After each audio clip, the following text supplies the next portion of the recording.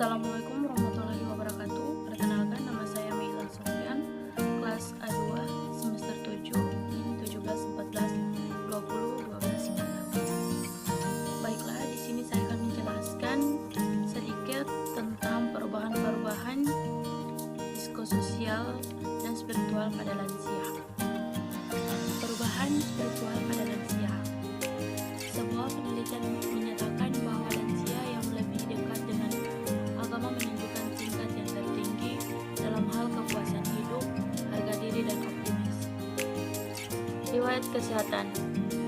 Yang pertama, status kesehatan saat ini, keluhan utama dalam 1 tahun terakhir.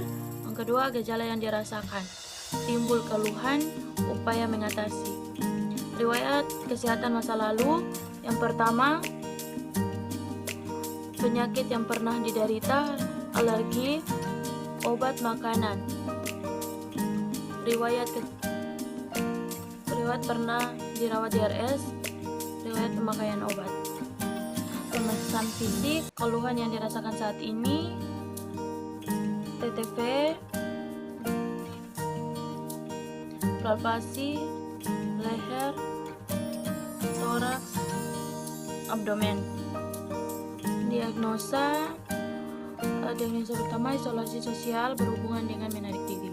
Yang kedua, gangguan mobilisasi fisik berhubungan dengan gangguan konsep diri dan depresi. Yang ketiga, gangguan pola tidur, hubungan dan anestesi. Tidak risiko perilaku kekerasan, hubungan dengan perasaan tidak berharga dan putus asa. Kelima, harga diri rendah berhubungan dengan coping individu tidak efektif sekunder terhadap respon kehilangan pasangan. Yang pertama, isolasi berhubungan dengan menarik diri. Sama terapi aktivitas, intervensi, tindakan observasi, identifikasi defisit tingkat aktivitas, identifikasi kemampuan berpartisipasi dalam aktivitas tertentu, identifikasi sumber daya aktivitas yang diinginkan, identifikasi strategi meningkatkan partisipasi dalam aktivitas. Terapeutik, fasilitas fokus pada kemampuan bukan defisit yang dialami. Sepakati komitmen untuk meningkatkan frekuensi dan rentang aktivitas. Koordinasi pemilihan aktivitas sesuai usia. Fasilitas makan aktivitas yang dipilih, fasilitas transportasi untuk menghargai aktivitas jika sesuai. Edukasi, jelaskan metode aktivitas fisik sehari-hari, jika perlu ajarkan cara melakukan aktivitas yang dipilih. Ajarkan melakukan aktivitas fisik, sosial, spiritual, dan kognitif dalam menjaga fungsi dan kesehatan. Anjurkan keterlibatan dalam aktivitas kelompok atau terapi jika perlu. Anjurkan keluarga untuk memberikan pengakuan positif atau partisipasi dalam aktivitas. Kolaborasi dalam terapi, pasti dalam merencanakan dan memotivasikan program aktivitas jika perlu. Rujukan pada pusat atau program aktivitas. Diagnosa kedua, gangguan mobilisasi fisik berhubungan dengan gangguan konsep diri, depresi atau intervensi. Dukungan ambulansi, intervensi, tindakan observasi, identifikasi adanya nyeri atau keluhan fisik lainnya. Identifikasi toleransi fisik, melakukan ambulansi. Monitor frekuensi jantung dan tekanan darah sebelum memulai ambulansi. Terapeutik, fasilitas aktivitas ambulansi dengan alat bantu, misalnya tongkat atau kru. Diagnosa ketiga, gangguan pola tidur berhubungan dengan anestesi.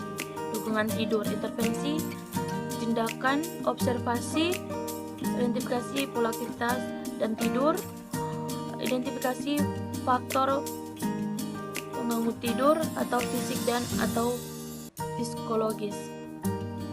Identifikasi obat tidur yang dikonsumsi. Terapeutik, batas waktu tidur siang jika perlu, fasilitas menghilangkan stres sebelum tidur, Tetapkan jadwal tidur rutin.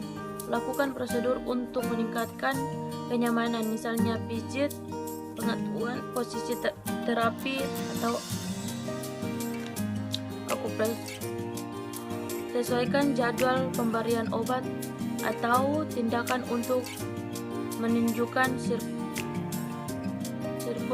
tidur atau terjaga. Edukasi, jelaskan pentingnya tidur cukup selama sakit. Anjurkan menetapi kebiasaan waktu tidur. Anjurkan menghindari makanan atau minuman yang mengganggu tidur. Anjurkan penggunaan obat tidur yang tidak mengandung proses terhadap tidur. Ajarkan faktor-faktor yang kontribusi terhadap gangguan pola tidur, misalnya psikologis, gaya hidup sering berubah. Ajarkan relaksasi otot atau cara lainnya. Sekian dari video yang saya buat. Mohon maaf jika banyak salah-salah kata. Buat teman-teman yang ingin bergabung di Universitas Pembangunan Indonesia Manado, di sini ada beberapa jurusan. Pertama, jurusan teknik, fisik, hukum, ilmu sosial dan politik, dan fakultas